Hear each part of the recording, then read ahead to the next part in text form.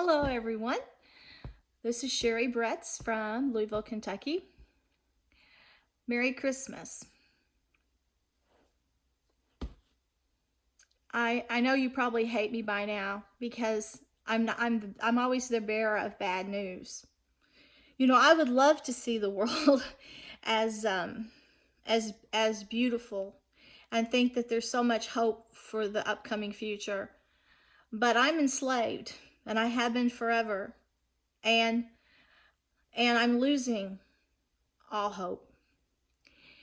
So I would like to spare you some of my suffering by telling you early things so you don't have to be shocked and horrified, tortured every night, wondering what's happening to you, why you're a victim, where it's going to lead, and if it'll ever stop. After years of torture, I can assure you all that happens is you get diminished until you just practically disappear, and then you're of no use to this group anymore. That's why they send me mice impaled with tweezers, and they call it a game, even though I don't see that. They play you to death, and they will hurt you and dissect you and experiment and invade your brain until you can go no further, and then they will torture you to death and try to send you to hell. That's where they say they're sending me after years of abuse. I can't understand how parents in the modern world could let society crumble like this and think that they're blessed and this is a great world that we live in because of modernization. I can't understand, but I do remember when I was young and I was really needing money at the time, and I was taking some classes on the side that I needed some pocket money, and there was an ad for a nanny. And so I called, and this person owned a company close to where I live. So I rode my 10-speed over to this person's business, and he asked me if I would come and babysit his son that night. So I said, sure. So he had his new bride, who was like 50. He was like, I think, in his late 50s or 60s, and she was like 20. And she picked me up in a new Porsche. They had matching Porsches, like that movie Heart to Heart. She picked me up, and she took me to their giant estate. They had never met me. Within 2 hours after I went to his business, I was already babysitting for the night. This wonderful, beautiful little blonde-haired little boy. And nobody called to check on him or anything. So we got real acquainted, and I thought he was adorable. But one thing I didn't like is I went and I looked on the man's wall.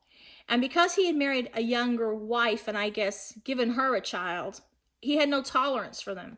So the plaque said that children were just adults, just small adults. And this kid, they didn't cut this kid any slack. He was treated like an adult, not at all like a child. He didn't have toys or anything. He was already being taught to grow up to be a business person and an achiever and to excel at everything. And the man had pictures all over his walls of him in the winner's circle at the Kentucky Derby. There were at least 5 of him with the roses, with the horse in the winner's circle. And so that night, after the little boy went to bed and they returned, they were telling me how much that they wanted to hire me. And I was waiting for them to discuss pay because I wanted to go to college, but I needed spending money to go to college. And they said that they weren't even going to pay me for the night because it was like an interview.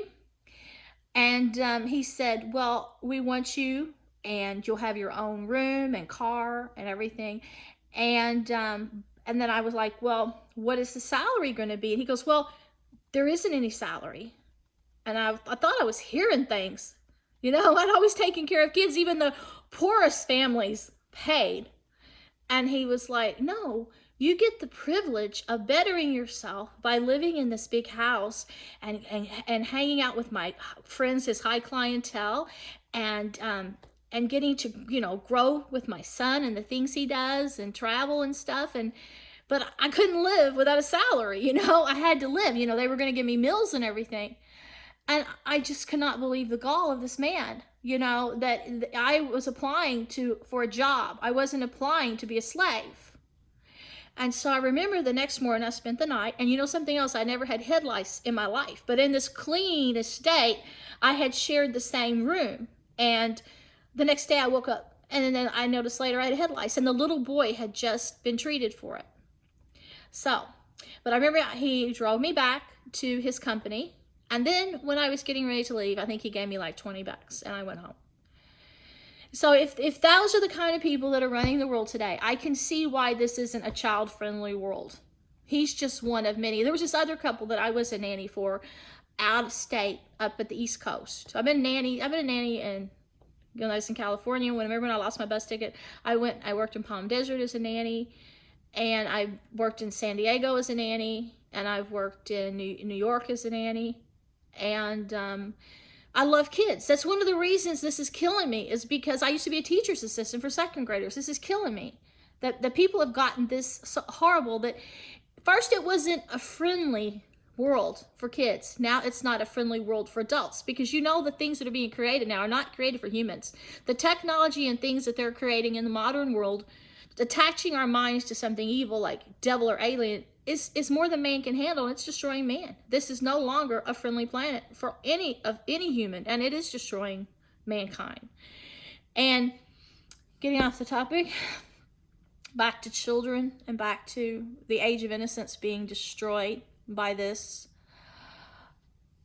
So many people today became so greedy and blind because of greed, because of the wealth, because of modernization.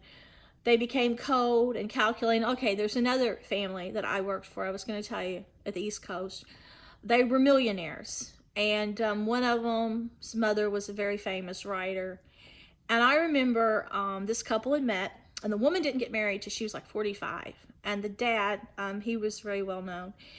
And I remember before I went to work for these people, they had already gone through several nannies, you would not believe. And this agency sent me, but I was scared of flying. I remember I got halfway there on one of the airports at the time.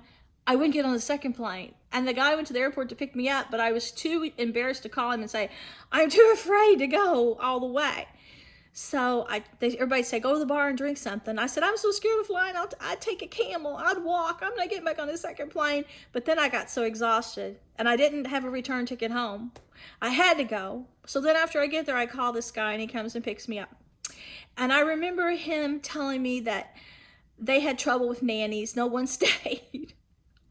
And the first day I had dinner, I was calling my friend Sister Alwina while they were having dinner, and I was telling her about my new job. The little boy started pulling wallpaper off the walls, the kitchen walls, and they were sitting there ignoring him. Then he started pulling my hair, climbing up my hair like I was a mountain. They just ignored him. And they said, so one thing we never do, we never discipline him, because when he was small, he almost died, and he had stomach disorder, and he had to stay at the hospital, so we'll never discipline him. So I remember the first few experiences I had with this elite family was the mom, if the boy cried, we'd end up going to the toy store, and she would take his child there and say, anything you want, just please don't cry, mommy will cry, and then she would cry. And we'd go out for ice cream every night because they didn't make their son eat. They didn't think that he had to. He was so small. They said he'd had stomach problems. So of course he's not going to eat. So every night we'd go to Billy Bob's for ice cream because they didn't make the child eat fruits or vegetables. And then they wonder why he had poor bowel movements and stuff, and why he was sick a lot. So we go to the grocery, and he would go up and just like to smack women. He liked this habit of going up and like to sneak up behind people and hit them. I would go after him. I'd be highly embarrassed. I would apologize, but they say, let him do it. Let him do it. Let him do what he wants. And we went to look for pumpkins and up at the East Coast. And I remember him telling me that his child, he was 4 years old, was going to have a bodyguard when he got older. No child would ever pick on him. He was going to have the best of everything. And the old nanny called one time. Her name is Tristan, and she called up, and they thought that she left because she wanted to go to school. And she got me on the phone, and she said, I used to cry myself to sleep every night. She said, because that child, she said, he was a brat to me. You know, he would pinch me, kick me, and they tell me I couldn't discipline him. She says, you know what I did? She said, I used to pinch him when I changed him, and in private. And I thought, what a weird woman. What a psycho, you know? You don't do that, just psycho. So finally, when they didn't let me have days off, after I was promised days off, I had no freedom. After like a month, I had met this nurse when I was on the plane going over. She was a great nurse. And I was like, you got to rescue me. I can't stay any longer. I don't get any days off. And I have to let this kid boss the parents and tell the parents what to do. And I'm afraid this child's going to get hurt. One time we went to parade with some other people, aristocrats in the neighborhood. And he would not hold my hand because he wanted to run ahead of the group. And I said, you've got to make him hold my hand. He's going to get hit by a car. And they're like, no, he doesn't want to hold your hand. He wants to run ahead and let him go. Went right out in front of a car. And I just looked like, see, they didn't even act alarmed. But this is what happens when you don't discipline kids and you let them be an adult. But whenever I decided to leave, I remember I found this parenting book, and I went and I read it, and I underlined all the lines about what they were doing wrong as a parent for their child. And before I left, the mom was mad because they had gone through so many years. She says, he's just gotten attached to you. He's just started to love and bond with you, and you're just going to break his heart and leave him? And the dad comes and takes his wallet and throws it down, and he goes, I assure you, when it comes to my son, money is no object. Don't leave. And I said, when it comes to your son, money is an object. But I just didn't have the nerve at the time to tell them what they were doing wrong. But I remember we would be sitting having dinner, and he'd turn around and he'd ask his wife, can his mom give him $1 million for this project? And it was just like nothing, you know, just $1 million. Well, I'm just going to do this next week. It's some kind of project. I'm working on something new. That's this elite family. And I've worked for other people, but these people taught me a lot about life, about it doesn't matter what side of the tracks you come on. I've seen great parents from the poorest neighborhoods that love their children, shield their children. My mom loved me, put me first, nurtured me, put me over herself. You know, she was the only one I remember later in school that was walking me to school. Those poor other children had no mommies and daddies to walk them to school. They didn't care what happened to them. They had nobody to pick them up. It would have broke my heart through all of elementary school if my mom had not been there. And if every day, if I had not gone out there and she was there, it broke my heart to see other kids, but I could see the mischief they were getting into while their parents were at work. Because they would sneak, because they knew their parents didn't care, so they were getting into drugs, premarital sex, everything, because they really didn't get that. And you can see the world today. Half the people I've seen through surveys, when they ask people questions about their opinion of life, all ages, they don't know reality. You'd be amazed how many people you're walking around with every day that don't have a clue what reality even is. Their conception of life is all wrong. They misinterpret everything. I mean, it doesn't surprise me if half of them don't believe in these fictional characters that they're trying to give power to. I mean, they don't want to grasp the truth, but they'll come up with mythological creatures and stuff, and they'll say, well, they're powerful. They would probably love to believe that Fred Flintstone was real. Their ideas, the things that the philosophies and the things they like in literature, to me is fake, is just totally somebody's imagination. But when I saw them take my imagination and use it to create part of this new world, when it was just imagination, and make everyone obey certain things and believe in certain things and recreating Rome and all this crap and having everybody go back to the old days as kings and queens of the old days, I'm like, oh my God, it was just fiction. Oh my God, it was just, aren't you supposed to be highly intelligent? Aren't you supposed to have the best informants and scholars to advise you and people beneath you? I mean, how can you be this dumb? But look at the world today. When you hear people talk, do you hear them find a solution? It's all about money, sex, drugs, power, and new inventions and new buildings, empires. But then they turn around and destroy them all in a war. It's rebuilding all the time. It's when I was young, if I did something, I wanted it to last. When you do something, you want to be monumental. No, no. So how could they care about the future of humans? How could they care about the future generation? How could they care about the fate of tomorrow when they can't even care about their own soul? But I'm just letting you know, the world today is not designed for humans. It is designed for the beast. And where there is no truth or logic, there is no hope. So when they tell me now create, while one group's dissecting my mind just to see how much they can stretch it and torture me and make me squirm to get an idea, I just say, I'm a person that looks to the heavens for my ideas. And if I'm not inspired, I can't come up with them.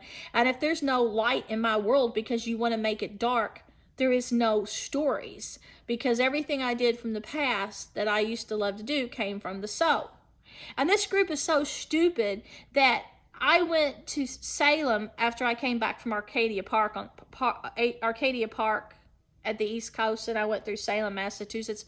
I went to do a story to help bring closure to the witches of long ago because I thought they were falsely accused, and I thought, well, I'm going to explain the Salem witch trials in ways that have never been done to feed history seekers and give them a good name.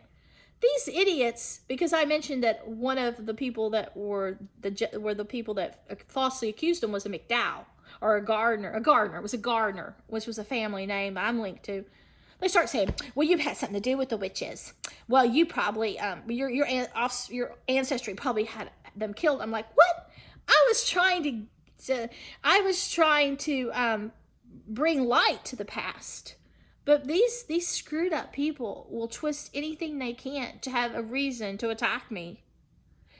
And the things that they're doing in the occult and witchcraft is so unrealistic.